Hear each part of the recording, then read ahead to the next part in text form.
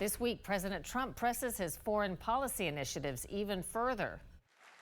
At the World Economic Forum in Switzerland, he announced he would not try to take Greenland by force. I don't want to use force. I won't use force. Then, after meeting with the head of NATO, he announced a framework of a future deal.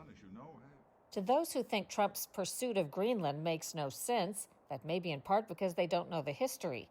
Analysts agree Greenland's geostrategic significance makes it critical to protection against potential threats from Russia and China in an increasingly accessible and contested Arctic region.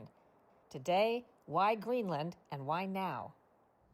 Greenland isn't a country, it's Danish territory and the world's largest island, 2.1 million mostly desolate, ice-covered square miles. After Vice President Vance and Secretary of State Rubio recently met with Greenland and Danish officials, Denmark firmly declared Greenland's not for sale. Several European countries responded by deploying a small number of troops to Greenland in a symbolic show of support against Trump's talk of acquiring it. We need it for strategic national security and international security. Donald Trump is far from the first American president to set his sights on Greenland, and the motivation is rooted in real national security concerns. The underlying issue here is that if a foreign power were to gain access or control of Greenland, it would pose an existential threat to the United States and to the homeland. Can you explain geographically why Greenland is that important to us? Because of where it sits, headed up toward the North Pole, it sits on some critical longitudinal lines for missiles. So missiles that are being fired intercontinentally, their trajectory is going to go over Greenland in most cases. That's something we're very concerned about. Alexander Gray was Deputy Assistant to President Trump and Chief of Staff of the White House National Security Council during Trump's first term. This is something that has a long history in U.S. strategic thought. First time we tried to buy Greenland was in the 1860s. We've tried to buy it under presidents as diverse as Woodrow Wilson, Harry Truman, Dwight Eisenhower.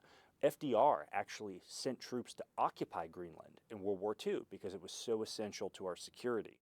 During World War II, Denmark's ambassador to the U.S. signed an agreement for U.S. troops to protect Greenland from Nazi Germany, which was occupying Denmark at the time. Greenland's rich cryolite mines and strategic location made it a global center point. Cryolite was essential for building lightweight aluminum warplanes. And Greenland was a key stopover and midpoint for refueling for U.S. and Allied forces. After World War II, U.S. troops were prepared to leave Greenland when the Soviet Union emerged as a new threat.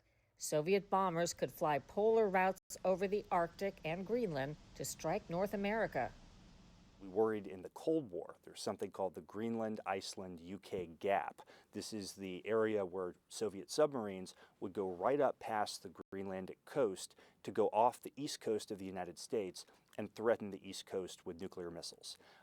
We continue to worry that Russian subs could come down past the coast of Greenland undetected because the Danes don't have the capability to detect them. And we have to have control of Greenland for anti-submarine warfare purposes.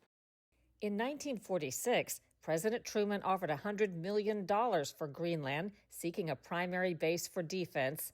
Denmark refused.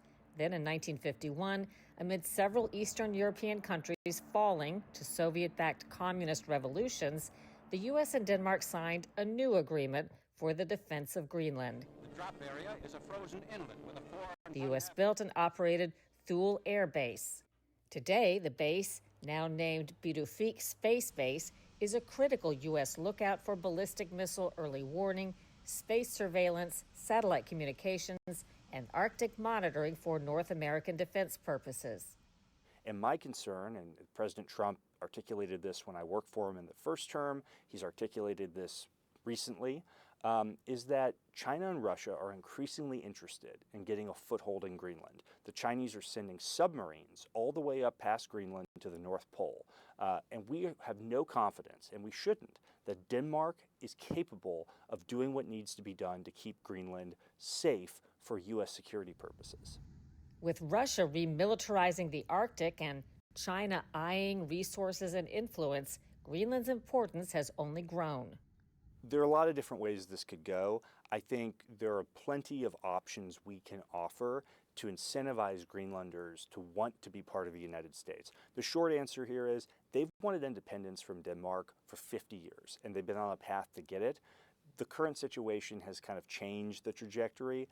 They will get independence eventually. The question is, when they get independence, it's an island of 57,000 people. It's the second least densely populated place on Earth. When they get independence, they're immediately going to be coerced and absorbed by the Russians and the Chinese, or they're going to have the Americans waiting for them for our security and for their security and sovereignty. Which one do they want? Moscow and Beijing or Washington? And that's the choice they're going to have to decide. And I think we can make a great case for why they should choose us.